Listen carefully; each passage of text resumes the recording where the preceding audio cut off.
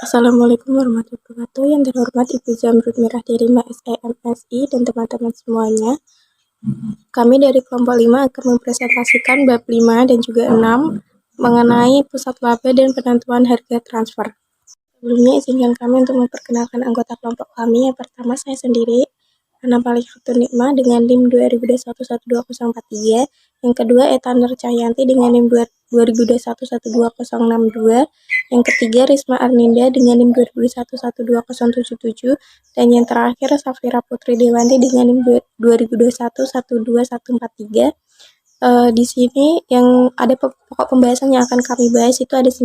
Yang pertama pengertian pusat laba, jenis pengukuran pusat laba, yang ketiga bentuk-bentuk pusat laba, yang keempat pusat laba selain unit bisnis, yang kelima pengukuran kinerja pusat laba anggaran laba sebagai standar kinerja, yang keenam unit bisnis sebagai pusat laba, yang ketujuh tujuan penentuan harga transfer metode penentuan harga transfer, yang kedelapan penentuan harga korporat, dan yang terakhir administrasi harga transfer.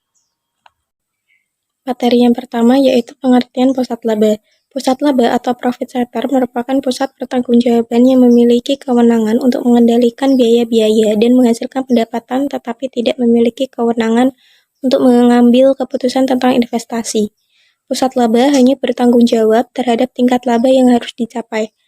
Misalnya, pimpinan anak perusahaan atau manajer divisi yang tidak diberi hak untuk mengambil keputusan tentang investasi. Laba itu sendiri merupakan ukuran kinerja yang berguna karena laba memungkinkan manajemen senior untuk dapat menggunakan satu indikator yang komprehensif dibandingkan jika harus menggunakan beberapa indikator. Nah, banyak keputusan manajemen melibatkan usulan untuk meningkatkan beban dengan harapan bahwa hal itu akan menghasilkan peningkatan yang lebih besar. Dalam peningkatan penjualan keputusan semacam ini, itu disebut sebagai pertimbangan biaya atau pendapatan. Tambahan beban iklan adalah salah satu contohnya. Untuk dapat mendelegasikan keputusan trade-off semacam ini dengan aman ke tingkat manajer yang lebih rendah, maka ada dua kondisi yang harus dipenuhi. Yang pertama, itu manajer harus memiliki akses ke informasi relevan yang dibutuhkan dalam membuat keputusan serupa. Yang kedua, harus ada semacam cara untuk mengukur efektivitasnya suatu trade-off yang dibuat oleh manajer. Nah, langkah utama dalam membuat pusat laba adalah menentukan titik terendah dalam organisasi di mana kedua kondisi di atas terpenuhi. Seluruh pusat tanggung jawab diibaratkan sebagai suatu kesatuan rangkaian yang mulai dari pusat tanggung jawab yang sangat jelas merupakan pusat laba sampai pusat tanggung jawab yang bukan merupakan pusat laba. Manajemen harus memutuskan apakah keuntungan dari delegasi tanggung jawab laba akan dapat menutupi kerugiannya. Sebagaimana dibahas berikut ini, seperti halnya pilihan-pilihan desain sistem pengendalian manajemen, dalam ini tidak ada batasan-batasan yang jelas. Selanjutnya, kondisi untuk mendelegasikan tanggung jawab laba. Banyak keputusan manajemen meliputi rencana peningkatan biaya dengan harapan dapat meningkatkan penjualan. Syarat utama yang harus ada sebelum keputusan pertukaran atau trade-off bisa didelegasikan kepada manajer yang lebih bawah, yaitu yang pertama, manajer tersebut harus memiliki informasi yang relevan untuk membuat pertukaran atau trade-off antara pendapatan dan biaya. Yang kedua, hendaknya ada cara tertentu untuk mengukur seberapa efektifnya seorang manajer membuat pertukaran atau trade-off seperti ini. Selanjutnya, jenis-jenis pengukuran pusat laba. Yang pertama, margin kontribusi, yaitu selisih atau spread antara pendapatan dan biaya variabel. Hal ini disebabkan karena biaya variabel berada dalam kendali manajer tersebut, sedangkan biaya tetap di luar kendalinya. Yang kedua, laba langsung. Laba langsung adalah margin kontribusi dikurangi biaya tetap pada pusat laba.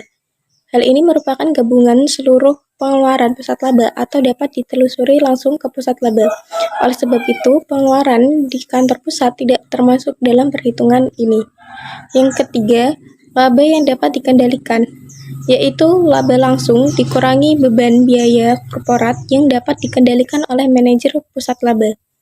Contoh biaya yang dapat dikendalikan oleh manajer unit bisnis ini misalnya biaya layanan teknologi informasi. Yang keempat, laba sebelum pajak, yaitu laba yang dapat dikendalikan dikurangi beban-beban korporat lainnya. Yang kelima, laba bersih, yaitu laba yang diperoleh setelah dikurangi oleh kewajiban-kewajiban pajak. Selanjutnya adalah bentuk-bentuk pusat laba yang dibagi menjadi dua, yaitu unit bisnis atau divisi sebagai pusat laba dan unit-unit fungsional sebagai pusat laba. Unit bisnis atau divisi dikatakan sebagai pusat laba karena manajemennya memiliki tanggung jawab, kebijakan, serta mempunyai kendali terhadap pengembangan produk, proses produksi, pemasaran, serta perolehan produk. Lalu ada unit-unit fungsional sebagai pusat laba, di mana pada perusahaan multibisnis pada setiap unitnya diperlakukan sebagai penghasil laba yang independen, tetapi bisa saja terorganisasi dalam bentuk fungsional. Berikutnya adalah pusat laba selain unit bisnis. Sebagaimana yang sudah saya jelaskan sebelumnya, bahwa pada perusahaan multibisnis ini, setiap unitnya diperlakukan sebagai penghasil laba independen. Namun, perlu diketahui bahwa tidak ada prinsip-prinsip tertentu yang menyatakan bahwa unit tertentu merupakan pusat laba, sementara dan yang lain bukan. Bagian dari pusat laba selain unit bisnis ini ada 4, yaitu aktivitas pemasaran, aktivitas manufaktur, unit pendukung dan pelayanan, dan juga organisasi lainnya. Yang pertama ada pemasaran, di mana aktivitas pemasaran dapat dijadikan sebagai pusat laba dengan cara membebankan biaya dari produk yang terjual. Selanjutnya yaitu manufaktur. Aktivitas manufaktur biasanya merupakan pusat laba yang dimana manajemennya dinilai berdasarkan kinerja versus biaya standar dan anggaran overhead. Yang ketiga yaitu unit pendukung dan pelayanan yang meliputi pemeliharaan, TI, transportasi, teknik, konsultan, layanan konsumen, dan aktivitas pendukung. Beban yang digunakan pada unit ini merupakan pertimbangan utama. Jadi, manajer harus mampu menentukan biaya pelayanan yang ekonomis meskipun berasal dari pemasok luar. Yang terakhir yaitu ada organisasi lainnya. Yang dimasuk di sini adalah kantor cabang. Kantor cabang seringkali dijadikan sebagai pusat laba secara alamiah. Selanjutnya yaitu ada pengukuran kinerja pusat laba. Pengukuran kinerja pusat laba ini dapat dilakukan dengan dua cara, yaitu dengan mengukur kinerja manajemen atau manajemen performance dan dengan mengukur kinerja ekonomi atau ekonomi performance. Pada pengukuran kinerja manajemen biasanya difokuskan pada bagaimana hasil kerja para manajer. Dan untuk pengukuran kinerja ekonomi ini menekankan bagaimana kinerja pusat laba sebagai suatu entitas ekonomi. Untuk lebih jelasnya akan disampaikan oleh teman saya. Selanjutnya adalah unit bisnis sebagai pusat laba. Hampir semua unit bisnis diciptakan sebagai pusat laba karena manajer yang bertanggung jawab atas unit tersebut memiliki kendali atas perkembangan produk, proses produksi, dan pemasaran. Para manajer tersebut berperan untuk memengaruhi pendapatan dan beban sedemikian rupa, sehingga dapat dianggap bertanggung jawab atas laba bersih. Meskipun demikian, wewenang seorang manajer dapat dibatasi dengan berbagai cara yang sebaiknya dicerminkan dalam desain dan operasi pusat laba. Hal utama yang harus dipertimbangkan adalah adanya batasan atas wewenang manajer unit bisnis. Batasan dapat muncul dari bisnis lain maupun dari manajemen korporat. Yang pertama adalah batasan dari unit bisnis lain. Salah satu masalah utama terjadi ketika suatu unit bisnis harus berurusan dengan unit bisnis lain. Batasan dari unit bisnis lain akan semakin tidak terlihat apabila keputusan produk, keputusan pemasaran, dan keputusan perolehan dilakukan oleh satu unit bisnis. Di samping itu, terdapat sinergi antar unit bisnis. Yang kedua adalah batasan dari manajemen korporat. Dapat dikelompokkan menjadi 3 bagian, yaitu batasan-batasan yang timbul dari pertimbangan-pertimbangan strategis karena adanya keseragaman dari nilai-nilai ekonomis sentralisasi. Hampir semua perusahaan mempertahankan beberapa keputusan, terutama keputusan finansial pada tingkat korporat, setidaknya untuk aktivitas-aktivitas domestik. Akibatnya, salah satu batasan utama atas unit bisnis berasal dari pengendalian korporat terhadap investasi baru, sehingga unit bisnis yang ada harus bersaing satu sama lain untuk mendapatkan bagian dari dana yang tersedia. Selanjutnya adalah manfaat pusat laba. Yang pertama adalah kualitas keputusan manajer lebih meningkat. Hal tersebut dikarenakan keputusan tersebut dibuat oleh para manajer yang paling dekat dengan titik keputusan. Yang kedua adalah kecepatan pengambilan keputusan operasional dapat meningkat karena tidak perlu mendapat persetujuan terlebih dahulu dari kantor pusat. Yang ketiga adalah manajer kantor pusat dapat lebih berkonsentrasi pada hal-hal yang lebih luas karena manajemen kantor pusat bebas dari pengambilan keputusan harian. Yang keempat adalah manajer lebih bebas menunjukkan imajinasi dan inisiatifnya karena hanya sedikit batasan dari korporat. Yang kelima adalah memberikan tempat pelatihan sempurna bagi kemampuan manajerial secara umum. Para manajer mendapatkan pengalaman dalam mengelola seluruh area fungsional dan manajemen yang lebih tinggi, mendapatkan kesempatan untuk mengevaluasi potensi pekerjaan yang tingkatnya lebih tinggi. Yang keenam adalah kesadaran terhadap laba semakin meningkat, karena dalam hal ini para manajer yang bertanggung jawab atas laba akan selalu mencari cara bagaimana untuk meningkatkan labanya. Kemudian kesulitan yang dihadapi pusat laba. Yang pertama adalah pengambilan keputusan yang terdesentralisasi akan memaksa manajemen puncak untuk lebih mengandalkan laporan pengendalian manajemen dan bukan wawasan pribadinya atas suatu operasi, sehingga mengakibatkan hilangnya pengendalian. Yang kedua adalah kualitas keputusan yang diambil di unit akan berkurang apabila manajemen kantor pusat lebih mampu dan memiliki informasi yang lebih baik. Yang ketiga adalah perselisihan dapat meningkat karena argumen-argumen tentang harga transfer yang sesuai, pengalokasian biaya umum yang tepat, dan kredit untuk pendapatan yang sebelumnya dihasilkan secara bersama-sama antara dua atau lebih unit bisnis. Yang keempat adalah kompetisi yang tinggi antar manajer unit. Peningkatan laba untuk satu manajer dapat berarti pengurangan laba bagi manajer lain. Dalam situasi seperti ini, seorang manajer dapat saja gagal untuk memberikan potensi penjualan ke unit lain yang lebih tepat untuk merealisasikannya. Adalah tujuan penentuan harga transfer atau transfer pricing. Transfer pricing didefinisikan sebagai suatu harga jual khusus yang dipakai dalam pertukaran antar divisional untuk mencatat pendapatan unit penjual atau selling division dan unit divisi pembeli atau buying division. Pada penjelasan ini, pengertian harga transfer dibatasi pada nilai yang diberikan atas suatu transfer barang atau jasa dalam suatu transaksi yang setidaknya salah satu dari kedua pihak yang terlibat adalah pusat laba. Harga transfer yang terjadi antar unit harus mencapai beberapa tujuan, antara lain yang pertama, memberikan informasi yang relevan kepada masing-masing unit usaha untuk menentukan imbal balik yang optimum antara biaya dan pendapatan perusahaan. Yang kedua adalah menghasilkan keputusan yang selaras dengan cita-cita atau meningkatkan laba unit usaha, namun juga dapat meningkatkan laba perusahaan. Yang ketiga adalah membantu pengukuran kinerja ekonomi dari unit usaha individual, dan yang keempat adalah sistem tersebut harus mudah dimengerti dan dikelola. Selanjutnya yaitu metode penentuan harga transfer. Yang pertama, prinsip dasar. Prinsip dasarnya adalah bahwa harga transfer sebaiknya serupa dengan harga yang akan dikenakan seandainya produk tersebut dijual ke konsumen luar atau dibeli dari pemasok luar. Yang kedua, situasi ideal. Harga pasar berdasarkan harga pasar akan menghasilkan keselarasan cita-cita jika kondisi di bawah ini ada. Yang pertama, orang-orang yang kompeten. Kemudian, atmosfer yang baik. Ketiga, harga pasar. Keempat, kebebasan memperoleh sumber daya. Kelima, informasi penuh. Dan terakhir, negosiasi. Yang ketiga yaitu hambatan-hambatan dalam perolehan sumber daya.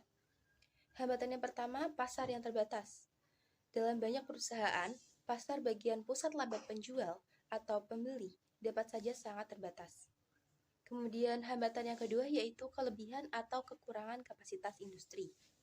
Seandainya pusat laba penjualan tidak dapat menjual seluruh produk ke pasar bebas, atau dengan kata lain, ia memiliki kapasitas yang berlebihan.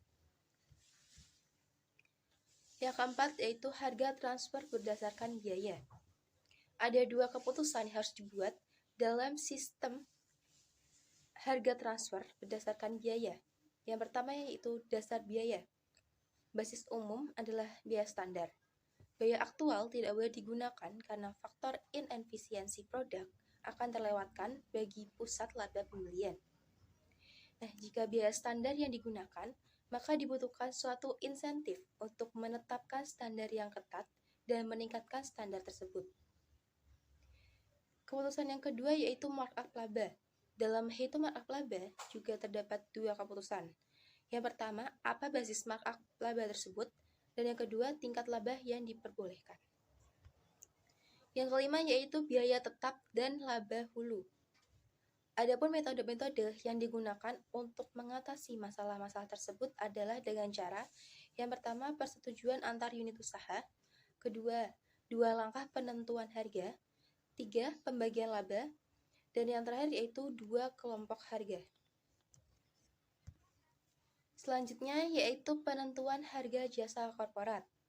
Pada bagian ini digambarkan beberapa masalah yang berkaitan dengan pembebanan unit usaha atas jasa-jasa yang disediakan oleh unit staf korporat. Biaya dari unit staf jasa pusat, untuk mana unit usaha tidak memiliki kendali, seperti akuntansi pusat, hubungan masyarakat administrasi dikeluarkan. Jika seluruh biaya ini dibebankan, maka itu semua biaya akan dialokasikan, dan alokasi tidak memasukkan komponen laba. Alokasi juga bukan merupakan harga transfer. Nah, adapun 2 jenis dari transfer. Yang pertama yaitu untuk jasa pusat yang harus diterima oleh unit penerima, di mana unit penerima dapat mengendalikan jumlah yang digunakan, paling tidak secara parsial. Dan yang kedua, untuk jasa pusat yang dapat diputuskan oleh unit usaha, apakah akan digunakan atau tidak.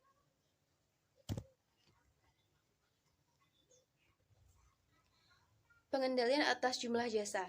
Ada 3 teori pemikiran mengenai jasa-jasa. Yang pertama yaitu menyatakan bahwa suatu unit usaha harus membayar biaya variabel transfer dari jasa yang diberikan. Kemudian teori pemikiran yang kedua menyarankan harga yang sama dengan biaya variabel standar ditambah dengan bagian yang wajar dari biaya tetap standar, yaitu biaya penuh atau full cost.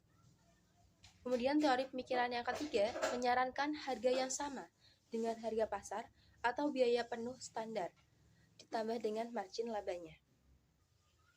Selanjutnya yaitu pemilihan penggunaan jasa. Dalam beberapa kasus, pihak manajemen mungkin memutuskan bahwa unit-unit usaha dapat memilih apakah akan menggunakan unit jasa sentral atau tidak. Nah, unit-unit bisnis dapat memperoleh jasa tersebut dari pihak luar, mengembangkan kemampuan mereka, atau memilih untuk tidak menggunakan jasa ini sama sekali. Jika pelayanan internal tidak kompetitif dibandingkan dengan penyedia jasa luar, maka ruang lingkup dari aktivitas mereka akan dikontrakkan, atau jasa-jasa mereka sepenuhnya didapat dari luar perusahaan. Nah, situasi ini, para manajer unit usaha mengendalikan baik jumlah maupun efisiensi dari jasa pusat. Pada kondisi ini, kelompok pusat tersebut merupakan pusat laba. Kemudian harga transfernya harus berdasarkan pada pertimbangan yang sama dengan pertimbangan yang mengendalikan harga transfer yang lain. Selanjutnya yaitu kesederhanaan dari mekanisme harga. Harga yang dibebankan untuk jasa korporat tidak akan mencapai tujuan yang dimaksudkan, kecuali jika metode untuk menghitungnya dapat dimengerti dan dipahami dengan cukup mudah oleh para manajer unit usaha. Materi selanjutnya yaitu administrasi harga transfer. Nah, pada bagian ini akan dibahas bagaimana pelaksanaan dari kebijakan yang sudah dipilih, khususnya tingkat negosiasi yang diizinkan untuk menentukan harga transfer, metode penyelesaian konflik dalam menentukan harga transfer, dan klasifikasi produk yang sesuai dengan metode yang tepat. Yang pertama yaitu negosiasi. Di hampir semua perusahaan, unit usaha menegosiasikan harga transfer satu sama lain. Maksudnya, harga transfer yang tidak ditentukan oleh kelompok staf pusat.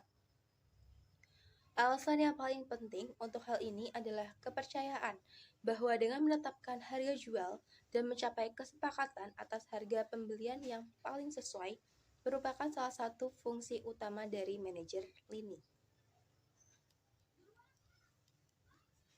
Jika kantor pusat telah menentukan harga transfer, maka para manajer lini usaha dapat berargumentasi bahwa mereka menghasilkan laba yang kecil karena harga transfer yang telah ditentukan secara arbitrer Kemudian alasan lain bagi unit usaha untuk menegosiasikan harga transfernya adalah bahwa unit bisnis biasanya memiliki informasi yang paling baik mengenai pasar dan biaya-biaya yang ada, sehingga merupakan pihak yang paling tepat untuk mencapai harga yang pantas. Yang kedua yaitu arbitrase dan penyelesaian konflik. Bagaimanapun rinciannya, peraturan penentuan harga merupakan mungkin ada kasus di mana unit-unit usaha tidak dapat menyetujui harga tertentu. Nah, untuk alasan tersebut, suatu prosedur harus dibuat untuk menengahi arbitrase harga transfer. Arbitrase dapat dilakukan dengan beberapa cara. Dalam sistem yang formal, kedua pihak menyerahkan kasus secara tertulis kepada pihak penengah atau pendamai atau arbitrator. Nah, arbitrator akan meninjau posisi mereka masing-masing dan memutuskan harga yang akan ditetapkan, kadangkala dengan bantuan staf kantor yang lainnya.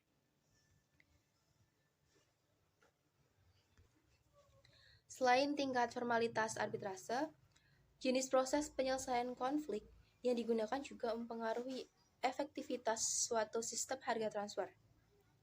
Terdapat 4 cara untuk menyelesaikan konflik. Yang pertama, memaksa atau vouching. Yang kedua, membujuk atau smoothing. Yang ketiga, menawarkan atau bargaining. Dan penyelesaian masalah atau problem solving. Yang ketiga yaitu klasifikasi produk. Beberapa perusahaan membagi produknya ke dalam 2 kelas. Kelas pertama yaitu meliputi seluruh produk untuk manajemen senior ingin mengendalikan perolehan sumber daya. Produk ini biasanya merupakan produk-produk yang bervolume besar, produk-produk yang tidak memiliki sumber dari luar, dan produk-produk yang produksinya tetap ingin dikendalikan oleh pihak manajemen demi alasan kualitas atau alasan tertentu. Sedangkan kelas kedua meliputi seluruh produk lainnya. Secara umum, ini merupakan produk-produk yang dapat diproduksi di luar perusahaan tanpa adanya gangguan terhadap operasi yang sedang berjalan. Produk-produk yang volumenya relatif kecil, kemudian diproduksi dengan peralatan umum atau general equipment, dan produk-produk kelas 2 ini ditransfer pada harga pasar. Baik, sekian presentasi dari kelompok kami. Mohon maaf apabila terdapat kesalahan kata maupun ucapan. Wassalamualaikum warahmatullahi wabarakatuh.